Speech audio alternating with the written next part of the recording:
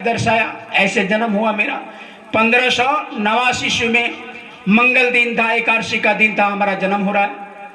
जब जन्म हुआ छोटा सा उम्र था, पहले बच्चे को छोटा सा उम्र में औरंगजेब के 16वीं शताब्दी में ये समय था। उस समय मुसलमानी राज था, औरंगजेब का बहुत बड़ा अत्याचार बढ़ा था, लड़की को उठा लिया करता था। इसीलिए हिंदू लोग दिन में शादी न करके रात में, परंपरा है उसी का डर से लोग रात में करते, और रात में ही अपने फौज फाटा के साथ बारात लेकर जाकर के रातों रात कि ताकि औरंगजेब का कोई सेना आवे तो लड़की को डोली को न ले जा सके, इसलिए बारात का परंपरा था। उसी समय से आज तक भी चल रहा है। उस डर से बच्चे में ही, यानी किसको उसको कहते हैं छेका छेकी जैसे हो जाता था बचपन में ही। तो उसी तरह स्वामी गोस्वामी जी महाराज का भी बचपन में नदी के उस पार एक लड़की से इनका बचपन में ही हो गया।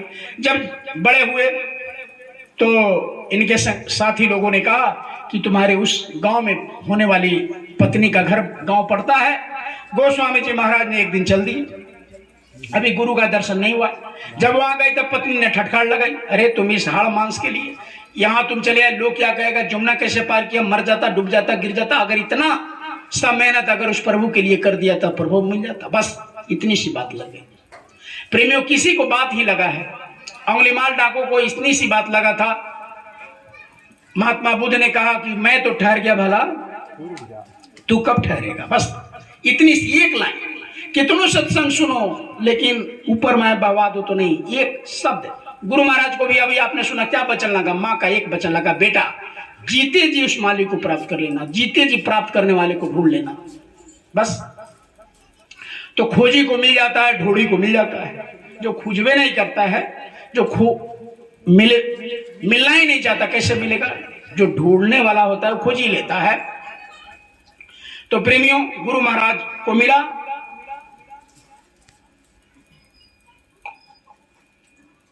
और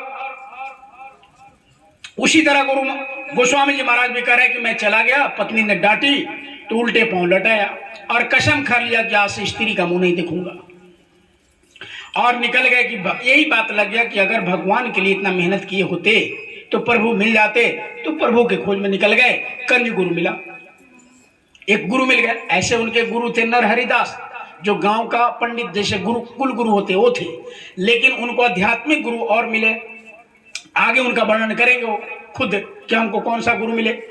तो प्रेमियों, गुरु महाराज ने बताया कि गोस्वामी बच्चे, अरे लड़का, आधी रात हुआ गति न्यारी, बिजुली चमक भई उजियारी, कड़का सोरे हुआ अति भारी।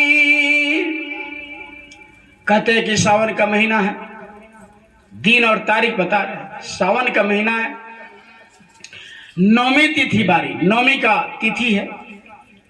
आधी रात को 12 बजे जब मैंने उस मालिक का नामदान जो गुरु ने दिया वैसे कर रहा था, भजन ध्यान बैठा था, एक बार की चमकी बिजली, हुआ अति भारी, शोर घोर हुआ अति भारी, बिजली चमकने लगा, कड़कने लगा।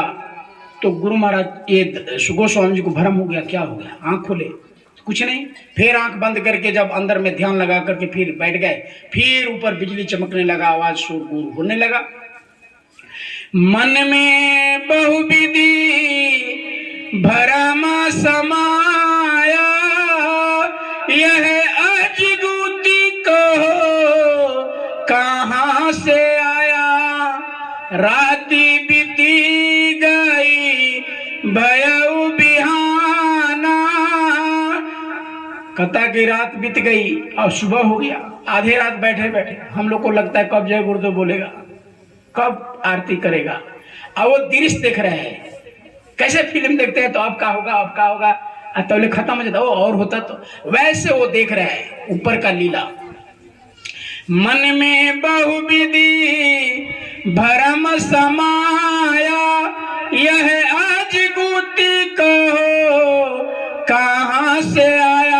एक दिन नहीं हो रहा है, रोजे प्रतिरोजा अस अस होई एका दिवा गई, साफ शरीर को खाली कर दी, आत्मा इससे निकल करके चढ़ गई, उस मालिक के घर चली गई, शरीर ऐसे पड़ा रहा। इसीलिए रामचरितमानस में लिखा है कि जैसे भगवान निकलते हैं इसे डेढ़ बड़ी दशरथ जी महाराज शरीर छोड़ देते हैं। ये अध्यात्म यही इसीलिए कि जैसे आत्मा निकलती है, ये दशरथ है, शरीर डेढ़ बड़ी हो जाता है।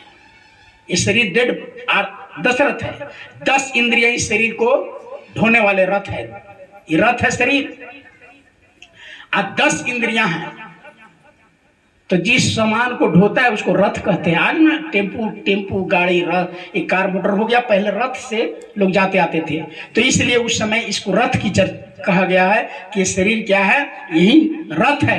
कथी का रथ है? 10 रथ, 10 इंद्रियां को ढोने वाली गाड़ी है ये शरीर। और इस गाड़ी के 3 नारी बताया गया। वहां इस शरीर के भी 3 नारी है, वहां दशरथ के 3 नारी, कौशल्या सुमित्रा की कही। यहाँ इस मनुष्य शरीर, इस शरीर का भी 3 नारी, रजोगुण तमोगुण सत्वगुण। इस शरीर के 4 पुत्र, उसको उस दशरथ के भी राम लक्ष्मण भरत शत्रुघ्न। इस शरीर के भी मन बुद्धि चित्त अहंकार।